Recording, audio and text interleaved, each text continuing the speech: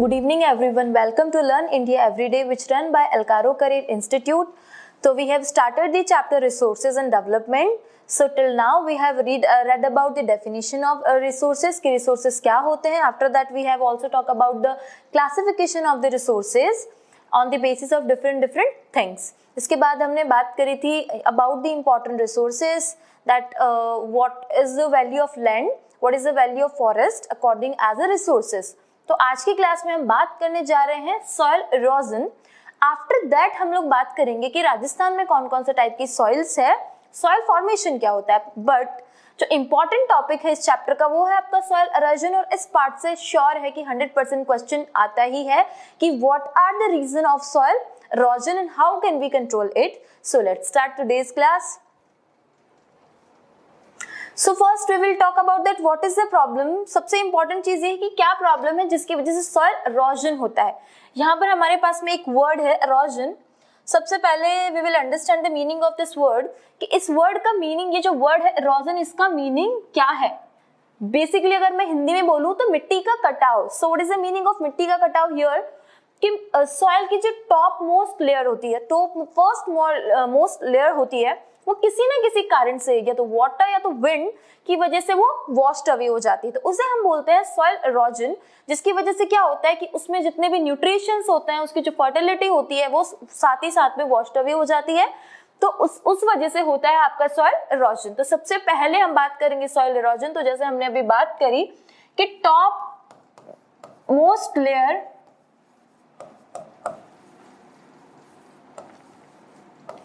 of the soil. Okay, soil erosion means कि top most layer of the soil जो कि किसी ना किसी प्रॉब्लम से washed away हो जाती है, जो कि अभी हम डिस्कस करने वाले हैं. सेकेंड आपकी प्रॉब्लम है इनफर्टिलिटी. इनफर्टिलिटी का मीनिंग है ऑब्वियसली इसके जो न्यूट्रिएंट्स हैं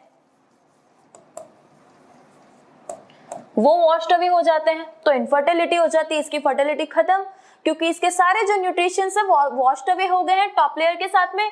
तो ये हो गई अभी इनफर्टिलिटी.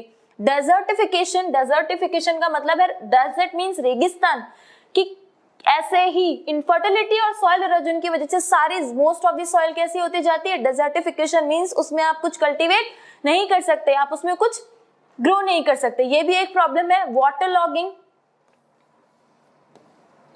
जैसे हमने पढ़ा था कि over irrigation is the problem in Punjab and Haryana, कि पानी अगर ज्यादा दिया जाएगा मिट्टी को तो वो भी इसके लिए प्रॉब्लम. तो water logging is also a problem for the soil. Salinity and alkalinity, पानी, नमकीन पानी, खारा पानी is also the problem for the soil, क्योंकि वो उसकी फर्टिलिटी को खत्म करता है और उसके न्यूट्रिशंस को भी खत्म करता है. And over exploitation of soil due to population growth. यहाँ पे ओवर एक्सप्लॉयटेशन का सेंस यही है कि जैसे जैसे पॉपुलेशन बढ़ रही है उसी तरीके से क्रॉप्स ज्यादा ग्रो की जा रही है, तो ऑब्वियसली सॉइल का भी यूज किया जा रहा है. इंक्रोचमेंट, यहाँ एक वर्ड है इंक्रोचमेंट. इंक्रोचमेंट को अगर मैं हिंदी में कहूँ तो इट्स मीनिंग अतिक्रमण. So what is the meaning of अतिक्रमण here. Agriculture land into forest means जहां पर सिर्फ एग्रीकल्चर होना चाहिए, जहां पर सिर्फ कल्टीवेशन होना चाहिए, जहां पर सिर्फ क्रॉप ग्रो होनी चाहिए, उस प्लेस को हम किस में चेंज कर रहे हैं, फॉरेस्ट में चेंज कर रहे हैं. तो यहाँ पे आप इसके लिए बोल सकते हैं वायलेंट या फिर चेंज. तो these are the main problem with soil in India. Soil erosion हो गया आपका, इनफर्टिलिटी हो गया आपका, encroachment of agriculture land into forest, over exploitation of soil due to population growth, salinity and intensity, water logging. So these are the basic problem जो कि India के soil में आपको देखने को मिल जाएगी. सबसे पहले हम यहाँ बात करेंगे कि सॉइल इरोजन, इसके मेन रीजन क्या है, कैसे होता है और किस तरीके से होता है. तो जैसे मैं आपको ऑलरेडी बता चुकी हूँ कि सॉइल इरोजन का मीनिंग क्या होता है. बेसिकली हम बहुत बारी पढ़ते बहुत हैं, बट स्टार्टिंग में हमें डेफिनेशन क्लियर नहीं होती है, कॉन्सेप्ट क्लियर नहीं होती, तो उस पूरे को समझने में बड़ा डिफिकल्ट फील होता है. तो आप सबसे पहले इसका मीनिंग समझने की कोशिश कीजिए कि व्हाट इज सॉइल इरोजन. तो मैं आपको बता चुकी हूँ कि जो टॉप मोस्ट लेयर होती है सॉइल की वो वॉश्ड अवे हो जाती है किसी ना किसी कॉज से, तो उसको हम बोलते हैं सॉइल इरोजन. ये आप इसका रीजन भी नेचर ही है, नेचुरल चीजों की वजह से, नेचुरल फोर्सेस जैसे आपका विंड हो गया, रेन हो गया, ग्लेशियर मूवमेंट हो गया। These are the three reason जिनकी वजह से सॉइल इरोजन होता है, विंड एंड वाटर एंड आपका ग्लेशियर मूवमेंट। तो पहले हमने बात करी कि what are the problem of soil of India, कि इंडिया की सॉइल के क्या क्या प्रॉब्लम्स है, मे बी कहीं ना कहीं created by the human activities, but these are the problems.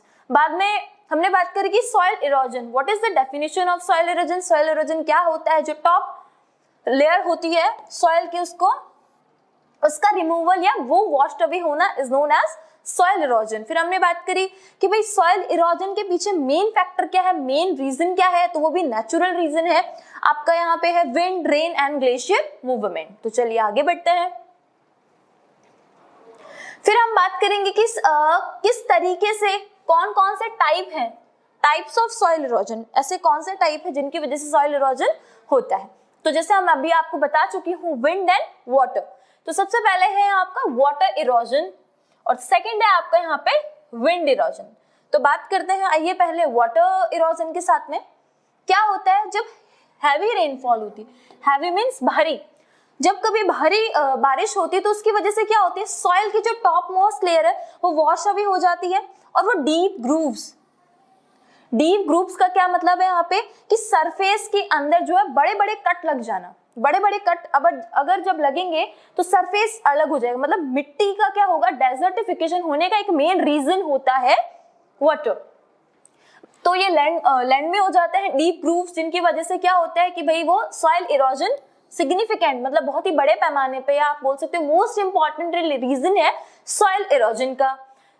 अगर इसी में सेम में अगर होता है रेनफॉल तो वो भी क्या, अगर तो वो इस तरीके से क्या करेगा, सॉइल को कम खराब करेगा। तो बेसिकली यहाँ इसके साथ हमने जोड़ा डीप ग्रूव्स को। सबसे पहले हम ये समझेंगे थोड़ा सा बारीकी से कि डीप ग्रूव है क्या। जब हैवी रेनफॉल आती है तो हैवी रेनफॉल की वजह से क्या होता है कि सरफेस के अंदर बड़े बड़े कट लग जाते हैं। तो बड़े बड़े कट लगने की वजह से क्या होता है, फर्स्ट लेयर तो जाती है वॉश्ड अवे होकर के, साथ ही साथ में वो डेजर्टिफिकेशन में भी चेंज होती है। तो ये बड़ा रीजन है कि वाटर से, हैवी रेनफॉल से क्या बनते हैं, हैवी रेनफॉल से डीप ग्रूव्स बनते हैं। डीप ग्रूव्स जो होते हैं आगे चल के और बड़े होते हैं तो ये बनते हैं गुलीज, इनको फिर हम क्या बोलते हैं, गुलीज। मतलब डीप ग्रूव्स को ही नाम दिया हमने गुलीज, क्योंकि आगे चल के जब इनका पैमाना बड़ा हो जाता है, जब हैवी रेनफॉल है तो ऑब्वियसली बड़े बड़े कट लगेंगे और बड़े बड़े कट लगेंगे तो फिर उसे हम बोलेंगे यहाँ पर गुलीज। और यही गुलीज आगे चल के कैसा लैंड हो जाता है, अनकल्टिवेटेड लैंड हो जाता है, जिसे हम बोलते हैं बैड लैंड। बैड लैंड का मीनिंग यहाँ पे बिल्कुल सिंपल है कि बैड लैंड का सेंस है जहां पर आप कुछ ग्रो नहीं कर सकते, वहां पे कुछ कल्टीवेशन नहीं किया जा सकता। तो यहाँ पर हमने बात curry type of soil erosion. सबसे पहले हमने बात करी वाटर इरोजन की, कि वाटर की वजह से कैसे इरोजन होता है। तो ऑब्वियसली जब हैवी रेनफॉल होती है तो टॉप मोस्ट लेयर तो वॉश्ड अवे होते ही है, बट साथ ही साथ के अंदर डीप ग्रूव्स हो जाते हैं। हैवी रेनफॉल की वजह से सरफेस के अंदर बड़े बड़े कट लग जाते हैं, जिसकी वजह से वो बहुत ज्यादा क्या होती है, सॉइल इरोजन होती है। और वही बड़े कट आगे चल करके गुलीज बनते हैं और गुलीज कन्वर्टेड इनटू बेडलैंड। और बेडलैंड ऑब्वियसली मींस जहां पे कल्टीवेशन नहीं किया जा सकता। तो आज की क्लास में हमने डिस्कस की कि what is soil erosion, what are the problems of India soil, की भारत में मिट्टी की कौन कौन सी प्रॉब्लम है। साथ ही साथ हमने डिस्कस किया कि what are the main reason of soil erosion और उसके टाइप्स में हमने बात करी वाटर इरोजन की। आने वाली क्लासेस में हम बात करेंगे किस तरीके से विंड से इरोजन होता है और कौन कौन से तरीके हैं जिनसे सॉइल इरोजन हो सकता है। अगर आपको डाउट है तो please go and check the last videos. I hope you will be able to clear your all doubts. Thanks for watching.